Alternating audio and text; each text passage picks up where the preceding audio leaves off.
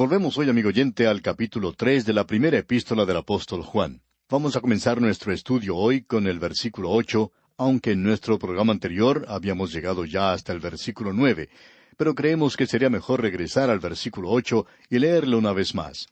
Dice: El que practica el pecado es del diablo, porque el diablo peca desde el principio. Para esto apareció el Hijo de Dios, para deshacer las obras del diablo. Note usted, el que practica el pecado es del diablo. Creemos que es necesario reconocer que Él es la fuente de todas estas cosas malas. Él es el responsable por haber traído al mundo esto. Él es quien desvió o guió por los caminos malos, por los malos pasos a nuestros primeros padres, y Él es la razón por la cual usted y yo hoy tenemos una naturaleza pecaminosa. Y nos referimos, por supuesto, a Satanás. Y aquí dice Juan: el que practica el pecado es del diablo. Usted es un hijo del diablo. Eso es lo que el Señor Jesucristo le dijo a los líderes religiosos de su día. Usted recuerda, les dijo: vosotros sois de vuestro padre el diablo, y los deseos de vuestro padre queréis hacer. Lo interesante es que nosotros hacemos las cosas de nuestro padre. Ahora, si su padre es el diablo, entonces usted se va a comportar como él. Pero si su padre es el Padre Celestial, entonces usted tendrá esa naturaleza y se va a comportar como él. Porque aquí dice Juan: el que practica el pecado es del diablo, porque el diablo peca desde el principio. Él comenzó a pecar entonces y lo ha estado haciendo desde esa época. Él se encuentra en rebelión contra Dios. Ahora Juan agrega: para esto apareció el Hijo de Dios, para deshacer las obras del diablo. El Señor Jesucristo murió por los pecados del mundo. Juan el Bautista dice: He aquí el Cordero de Dios que quita el pecado del mundo. Y esa es la paga del pecado. Si usted confía en Cristo, entonces sus pecados quedan detrás de usted. Usted es salvo en Él. Esos pecados nunca serán presentados otra vez en lo que a su salvación se refiere. Usted ha confiado en Él. Pero, amigo oyente, aquí se nos dice también que no solo quita el pecado, sino que apareció para quitar nuestros pecados. Él era sin pecado. Él no tenía una naturaleza pecaminosa. Él era completamente inofensivo, sin contaminación y separado de los pecadores. Pero Él era un ser humano, y Él murió como nuestra ofrenda por el pecado. Él pagó ese castigo. Pero aquí también se nos dice que Él apareció para quitar nuestros pecados. En realidad, amigo oyente, la palabra nuestros no aparece en los mejores manuscritos, sino que dice que Él vino para quitar pecados de los creyentes, todos los pecados. Es decir, para hacer posible que usted viva la vida cristiana. Y con esto entramos al tema de esta sección. Cada creyente tiene dos naturalezas. De eso nos habla el apóstol Pablo en su epístola a los Romanos capítulo 7, versículo 19. Él dijo: porque no hago el bien que quiero, sino el mal que no quiero, eso hago. Es decir, que él no podía hacer lo que quería la nueva naturaleza. La vieja naturaleza había estado en control por tanto tiempo que continuaba haciendo las mismas cosas. De modo que Pablo dice: porque no hago el bien que quiero, el de la nueva naturaleza, sino el mal que no quiero, eso hago. La vieja naturaleza se mantiene aquí, no va a servir a Dios. Él se encuentra en rebelión contra Dios. Y en Romanos capítulo 8, versículos 7 y 8 leemos: por cuanto los designios de la carne son enemistad contra Dios, porque no se sujetan a la ley de Dios, ni tampoco pueden. Y los que viven según la carne no pueden agradar a Dios. Eso no sucede sino hasta cuando uno ha nacido de nuevo. Y luego el apóstol Pablo dice en el versículo 9 de ese mismo capítulo 8 de la epístola a los Romanos: mas vosotros no vivís según la carne, sino según el Espíritu, si es que el Espíritu de Dios mora en vosotros. Y si alguno no tiene el Espíritu de Dios, no es de él. ¿Escuchó bien, amigo oyente? Mas vosotros no vivís según la carne, sino según el Espíritu. Ni siquiera existe la idea de una condición aquí. Y él continúa diciendo: si es que el Espíritu de Dios mora en vosotros. Y si alguno no tiene el Espíritu de Cristo, no es de él. Él habla muy claramente en cuanto a esto. Estamos hablando aquí de creyentes que han nacido de nuevo. No estamos hablando de creyentes que sencillamente profesan ser creyentes. No estamos hablando aquí de los miembros de la iglesia. No estamos hablando aquí de aquellos que recién han sido bautizados y que fueron bautizados antes de haber sido salvos. Aquí no se está hablando en cuanto a aquellos que han pasado a través de un rito o pertenecen a algún sistema. Estamos hablando aquí en cuanto a aquellos que han nacido de nuevo. Y notemos lo que el apóstol Juan dice: para esto apareció el Hijo de Dios, para deshacer las obras del diablo. Y es así como hace posible que usted pueda vivir para Dios. Volviendo ahora a esta primera epístola del apóstol Juan, aquí en el capítulo 3, leemos en el versículo 9: todo aquel que es nacido de Dios no practica el pecado, porque la simiente de Dios permanece en él, y no puede pecar porque es nacido de Dios. Note usted, todo aquel que es nacido de Dios. Es decir, que aquí él está hablando de ese nuevo nacimiento. Eso es lo que el Señor Jesucristo le dijo a ese líder religioso que le fue a visitar de noche: os es necesario nacer de nuevo. Todo aquel que es nacido de Dios no practica el pecado. Usted tiene ahora una nueva naturaleza, y esa nueva naturaleza no comete pecado, no cometerá pecado. Amigo oyente, esa es la razón por la cual el hijo pródigo no podía permanecer en la pocilga. Él no era un cerdo, él era el hijo del Padre y deseaba estar en la casa del Padre. Si usted es un hijo de Dios y le pertenece a Él, usted querrá estar en la casa del Padre. Usted va a desear eso. Todo aquel que es nacido de Dios no practica el pecado. Ahora, aquí no se habla de cometer algún pecado. La idea que se presenta aquí no es sólo de un acto de pecado. La idea es que él no vive en pecado. Se nos dice en el capítulo 2 de esta misma primera epístola del apóstol Juan, que si alguno hubiere pecado, si cualquier creyente hubiere pecado, abogado tenemos para con el Padre a Jesucristo el justo. Esa no es su voluntad, por supuesto. Él nos presenta de una manera muy clara cómo quiere que vivamos. Os escribo a vosotros, hijitos, dice, para que no pequéis. El pecado es cualquier cosa que es contraria a la voluntad de Dios. Y cuando eso entra en su vida, ¿qué es lo que sucede? Si alguno hubiere pecado, él está hablando aquí a los creyentes. Abogado tenemos para con el Padre, dice. Esa es la razón por la cual él podía decir, si confesamos nuestros pecados. ¿A quién le está hablando? A los creyentes, amigo oyente. Y de eso se está hablando aquí en el versículo 9 de este capítulo 3 de la primera epístola del apóstol Juan, cuando dice, todo aquel que es nacido de Dios no practica el pecado. Esa nueva naturaleza no vivirá en la pocilga. Nunca, bajo ninguna circunstancia podrá hacerlo. Porque la simiente de Dios permanece en él. Usted tiene una nueva naturaleza, una naturaleza divina si es un hijo de Dios. Y él no puede pecar. ¿Por qué? Porque es nacido de Dios.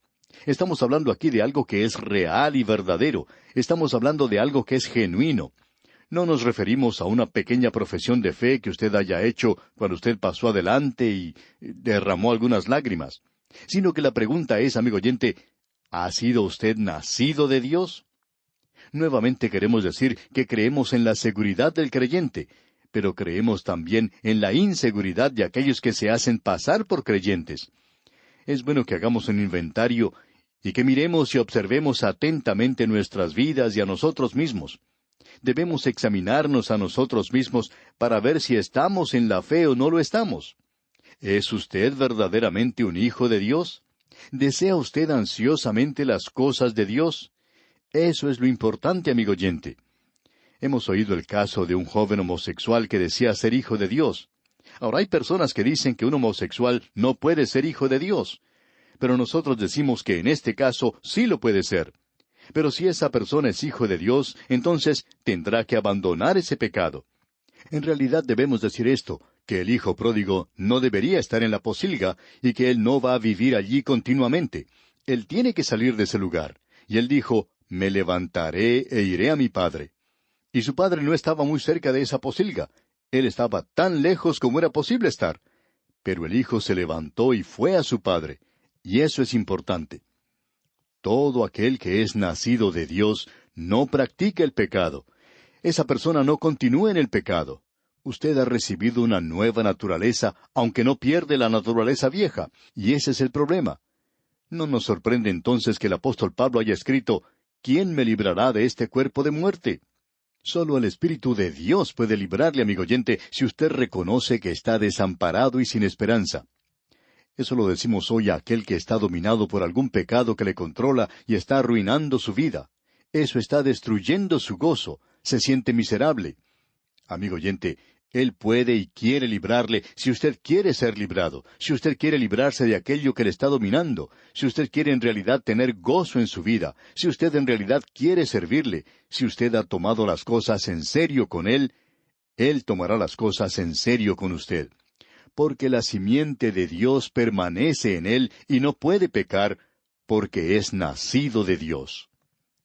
En el versículo 10 dice Juan, en esto se manifiestan los hijos de Dios y los hijos del diablo. Todo aquel que no hace justicia y que no ama a su hermano, no es de Dios. Juan dice, en esto se manifiestan los hijos de Dios y los hijos del diablo. Creemos que es necesario manifestarse un poco más hoy, porque hay muchos de los hijos de Dios que parece que pertenecieran a otro, parecerían ser huérfanos. Aquí tenemos las dos naturalezas, y queremos analizar esto por un momento.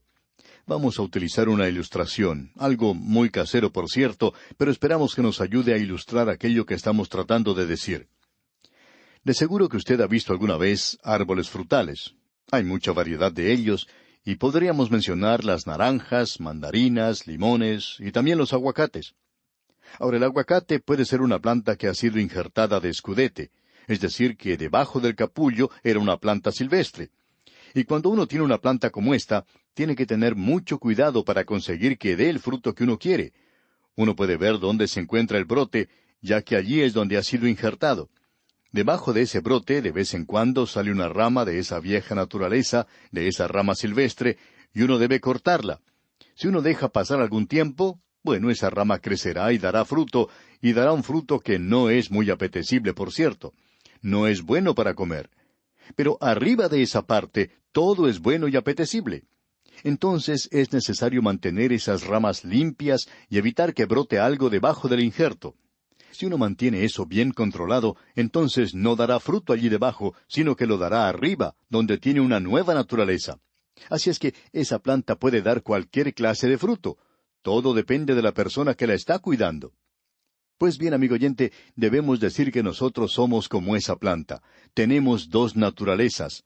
Podemos ser malos, podemos vivir en un nivel bastante bajo, y tenemos una naturaleza que es así. Todos nosotros la tenemos. Nunca podemos librarnos de ella, y todos estamos destituidos de la gloria de Dios. Ahora, arriba de eso, allí es donde podemos llevar fruto, amor, gozo, paz, paciencia, y hoy yo me siento bien, y tengo el gozo del Señor en mi corazón, y me estoy regocijando en el día de hoy.